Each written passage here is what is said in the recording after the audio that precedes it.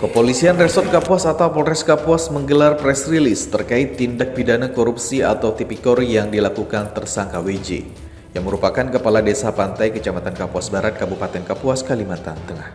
WJ ditetapkan sebagai tersangka karena diduga melakukan korupsi pengelolaan dana desa tahun 2020. Dana desa yang digunakan diselewengkan oleh WJ mencapai sebesar 700 juta rupiah lebih, yang mana dana desa tersebut sebenarnya dialokasikan untuk bantuan langsung tunai atau BLT bagi warga terdampak pandemi COVID-19. Kemudian juga diduga tidak melakukan kegiatan fisik berupa pembangunan yang menggunakan anggaran dana desa.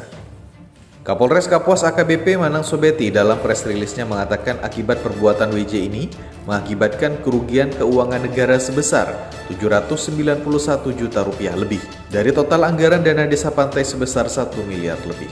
Kegiatan yang tidak dilaksanakan oleh tersangka diantaranya bantuan langsung tunai untuk penanggulangan COVID-19, belanja operasional PAUD, dan dukungan penyelenggaraan posyandu, termasuk juga belanja modal semenisasi, pembuatan jaringan internet, upah tenaga kerja, belanja operasional Posyantek, dan dana silpa tahun 2019. Sementara itu, barang bukti yang diamankan berupa 50 item dokumen terkait pengelolaan dana desa tahun anggaran 2020, uang tunai sebesar 46 juta rupiah, dan 1 unit mobil warna putih hasil pembelian secara kredit yang uang muka dan angsurannya dibayarkan oleh tersangka menggunakan dana desa. Kronologisnya, pelaksanaan bantuan langsung tunai dana desa ini yang dimiliki, anggaran yang dimiliki oleh desa, yang dikelola oleh desa total sebesar 1 miliar 32 juta 15.500 rupiah, dan dilakukan penyelewengan sebesar 791 juta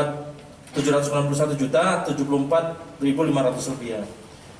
Jadi beberapa kegiatan yang dilaksanakan diantaranya bantuan langsung tunai penanggulangan COVID, kemudian belanja operasional PAUD, kemudian dukungan penyelenggaraan posyandu, belanja modal semenisasi, pembuatan pengelolaan jaringan internet, upah tenaga kerja, belanja modal semenisasi, belanja operasional Posyantek, dan dana silpa tahun 2019 yang totalnya kerugian yang tadi saya sampaikan tadi 791 juta 74.500 rupiah.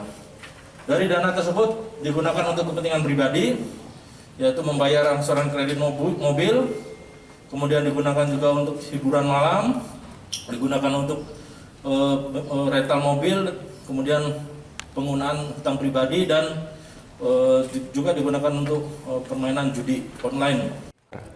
Kini tersangka WJ disangkakan dengan pasal 2 ayat 1 atau pasal 3 Undang-Undang Nomor 31 Tahun 1999 tentang pemberantasan tindak pidana korupsi dengan ancaman hukuman pidana paling singkat 4 tahun penjara dan paling lama 20 tahun penjara, serta denda paling sedikit 200 juta rupiah dan paling banyak 1 miliar rupiah. Dari Kabupaten Kapuas, Firmansyah, Kapuas TV mengabarkan.